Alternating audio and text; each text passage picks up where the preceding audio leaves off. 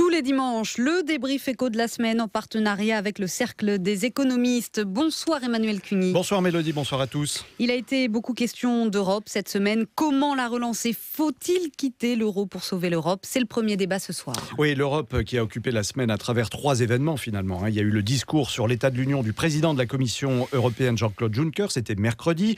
Ensuite, le sommet de Bratislava ce vendredi. Et puis mercredi, la sortie du dernier essai du prix Nobel d'économie 2001, Joseph Stiglitz. Que dit Stiglitz? Eh bien, pour sauver l'Europe, il faut tout simplement quitter l'euro. Stiglitz a-t-il raison? C'est donc notre premier débat, Mélodie.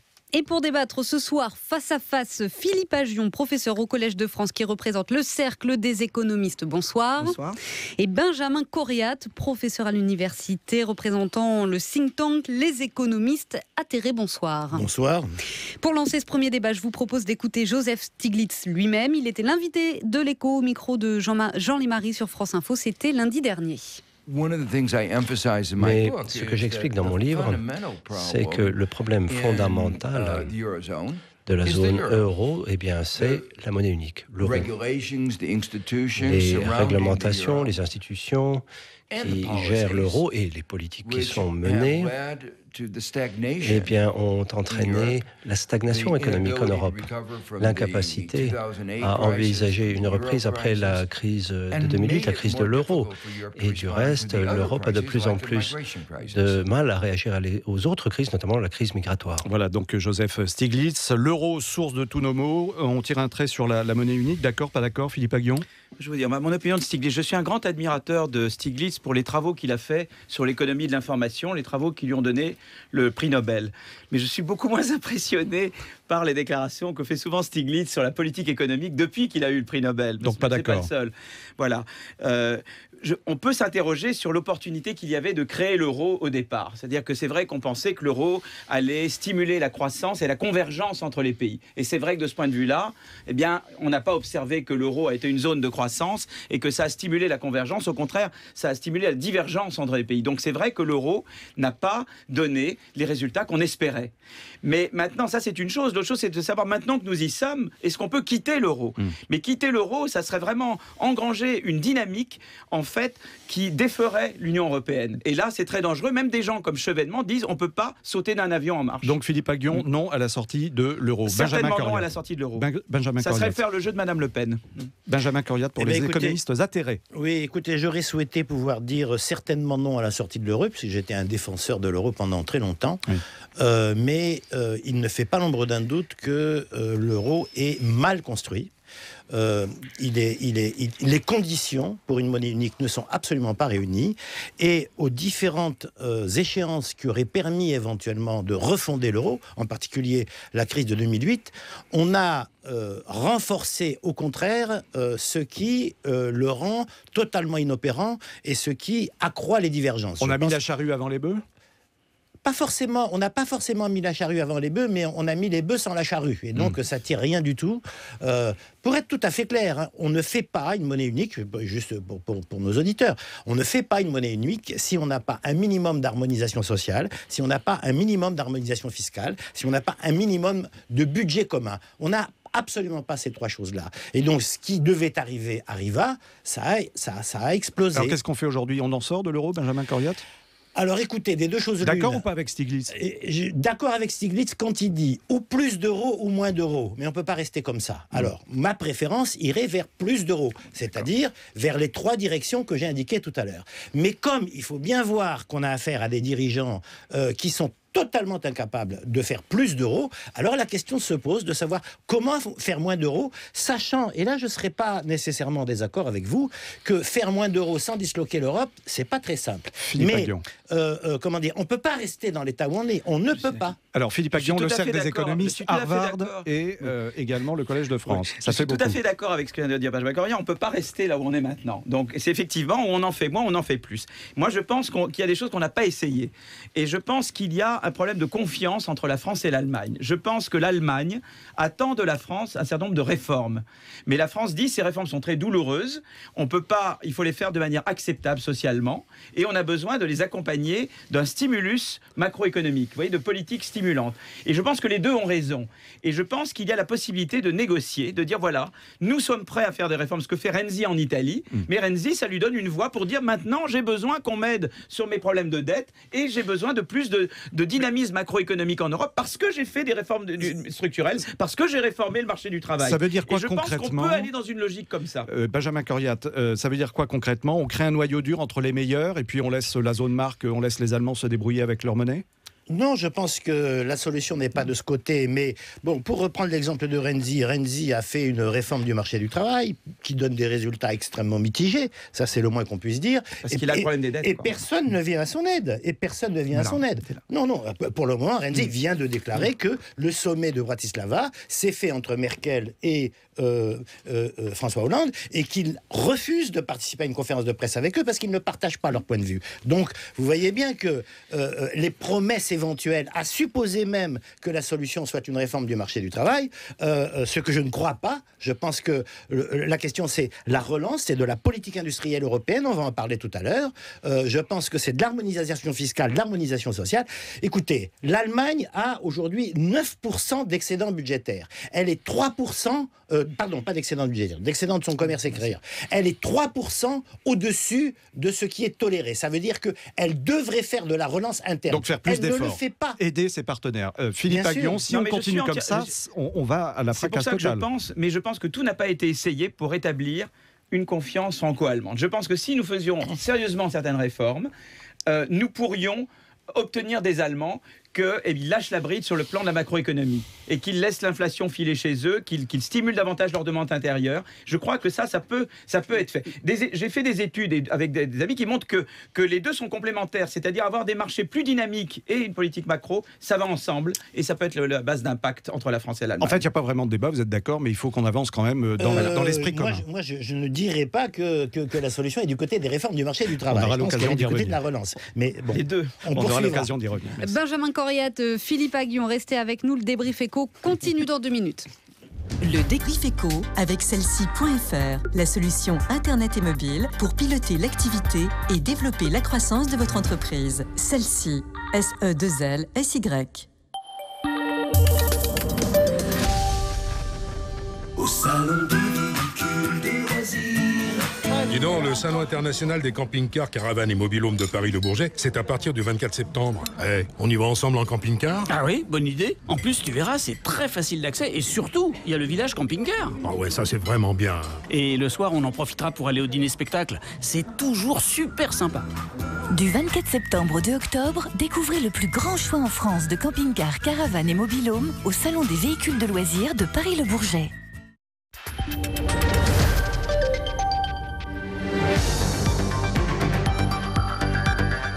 France Info. 17h, 20h. Mélodie Pépin. À suivre, la seconde partie du débrief éco avec Emmanuel Cuny et nos 2 invités. 19h20, d'abord l'info avec Yasmina Adila. L'ancien président Jacques Chirac est hospitalisé. Il a été admis ce matin à l'hôpital parisien de la Pitié-Salpêtrière pour une infection pulmonaire. L'ex-chef de l'État aura 84 ans dans quelques semaines. Ce n'est pas la première hospitalisation de Jacques Chirac depuis son départ de l'Élysée en 2007. En Allemagne, à Berlin, on élit en ce moment le nouveau Parlement local. Le parti de droite populiste AfD pourrait y faire son entrée. Selon les premiers sondages, il obtiendrait environ 12% des suffrages. Le parti conservateur d'Angela Merkel obtiendrait 18% des voix. La CDU de la chancelière enregistre donc une baisse. Daesh affirme que l'auteur de l'attaque à l'arme blanche du Minnesota était un soldat de l'organisation. C'est un communiqué de l'agence Hamak, l'organe de presse du groupe terroriste qui l'affirme. 8 personnes ont été blessées dans un centre commercial de cet État. L'homme a été abattu par un policier qui n'était pas en service. Pour Jean-Marc Ayrault, c'est très clair, le régime de Bachar al-Assad est le seul responsable des violations du cessez-le-feu en Syrie. Hier, la coalition a confirmé avoir bombardé par erreur des soldats syriens. Mais pour le ministre des Affaires étrangères, il faut passer sur ces événements pour faire vivre cet accord à tout prix. La 5e journée de Ligue 1 de football. Cet après-midi, ça fait match nul à Montpellier, un partout. Puis à suivre ce soir à 20h45, le choc de cette journée. Marseille reçoit Lyon. France Info.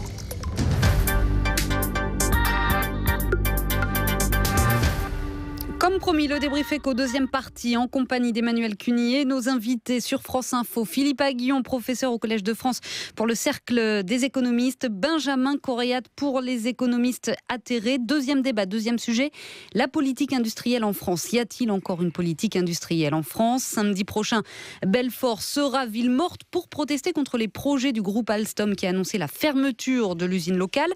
Une usine et des salariés que le gouvernement ne lâchera pas. Le Premier ministre Manuel Valls s'est montré très ferme mardi dernier. Ce que je demande, moi, c'est de la patience maintenant dans les jours qui viennent. On ne s'emballe pas et qu'on ait comme objectif, la pérennisation, et ça je suis très clair, très ferme, très déterminé sur ce point-là, du site de Belfort, et que tous les dossiers permettent et à l'entreprise et au gouvernement, ainsi qu'aux régions, d'avancer ensemble. Alors doit-on croire Manuel Valls ? L'État peut-il intervenir ? Philippe Aguillon, Benjamin Coréat. Allez, Philippe.